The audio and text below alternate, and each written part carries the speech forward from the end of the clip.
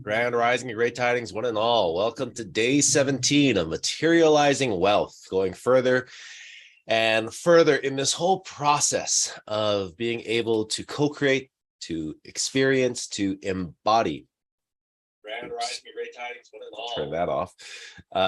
The concept of wealth, and that concept of wealth really coming around the bountiful expression of universal love. And so day 17, things are in full flow. Things are starting to happen. New opportunities have presented themselves. Things are moving forward on those opportunities.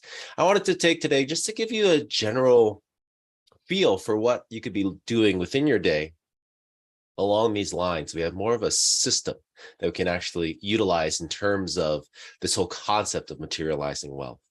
And so with that, just certain practices to incorporate, kind of running back to those morning rituals, and then how you can start to actually structure your day around the things that we've discussed thus far, and how we can actually utilize that in everyday life.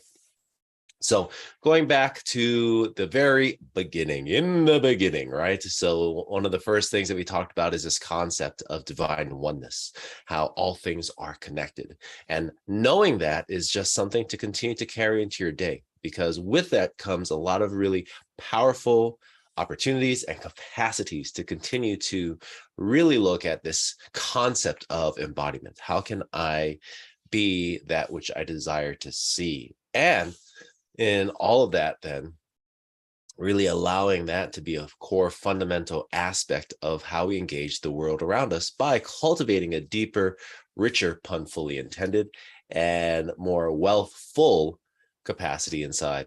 So one of the things that I like to do first thing in the morning, even before I get out of bed, is I lay in bed if my alarm goes off or once I become aware that I'm awake, I keep my eyes closed and I stay in that state. This is a really powerful place to be because we're coming out of a place of sleep and we're in this space of suggestibility. Things around the concepts of hypnosis, for example, can operate in this area, this low to mid theta range, and theta just being a brainwave frequency. And so as I come out of that state, I realize I'm awake, or I'm awakened by sometimes the alarm, sometimes one of the boys. I just stay there and I lay there. And I go through a script of sorts I've written myself.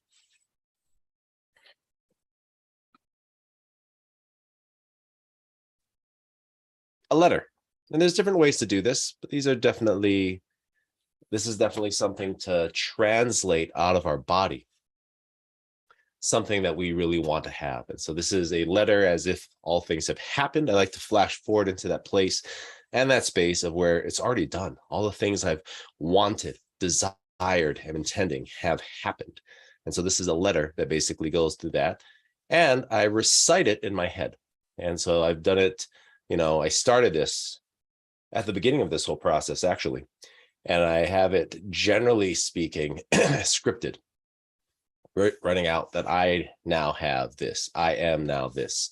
And as I go through all of that, with my eyes closed, I go into that area, I recite it, and I experience it. And so we go into a little bit of principle 4, talking about vibration. And so as we go into that, then I'll go into that and I want to experience it. I'll sometimes just do a visualization of it, coming into this concept of correspondence. Principle 2, as above, so below, as within, so without. I'm envisioning this as I look at it, as I experience it, knowing that it can be, and if it is meant to be, then I must embody that myself. And so then I go into that even deeper and I feel all the emotions of the experience of the visualization. I just sit and I allow myself to seep in that energy. And as I do, I feel it. It's expansive, it's enlivening, it's powerful. Then I get up and I go out and I go through my morning flows, if you will. And this, I'll do an entire video. I did a video in terms of what that looks like for me. I actually want to break it down.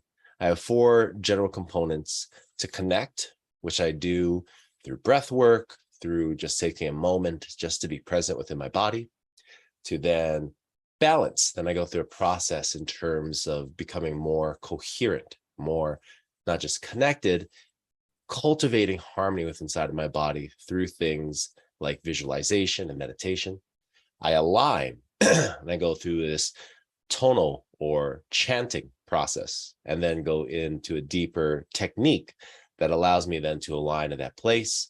Finally, I bring it all together and end off with something that's more expressive. And that can be body movement, that can be singing, something that's less structured, that allows me just to be still present, tensed, present in the moment, and to just really allow myself to have some fun.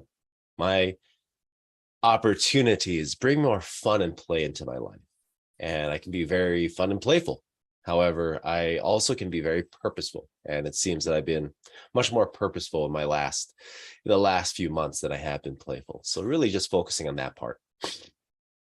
From there, one of the techniques that I really enjoy, and I've linked in a previous, and I'll link all of these in this video so that you've got these initial techniques to work with, is coherence breathing. Coherence breathing is a wonderful technique that allows us as people to really just bring our energy down, to settle into that relaxation technique. And it's a technique that I use throughout the course of the day, not just in the morning, not just in the evening, throughout the course of the day. From there, I'll go into some kind of more generative, or that masculine energy, and that can be mobility, that can be movement patterns, that can be a walk. I'll do something along those lines, and I find that to be really great because that begins to be more generative in terms of all that energy. Some days, and it kind of depends on the day, kind of depends on the check-in, I'll read either before my walk or after my walk. And if it's, early in the morning and the sun's not quite out, then I'll usually do the walk first, and then I'll do the reading. If it's a little later in the day, then I'll do the reading and then the walk. At that time, then I'll also do a little solar synthesis, and that's me just being out in early morning sun, basking in it, in its energy, in its frequency, in its glory. And then I'll go into like a cold shower. That helps as a reset to shift so that I'm ensuring one way or another, I'm not settling back into my routines, rather staying more cognizant of the rituals.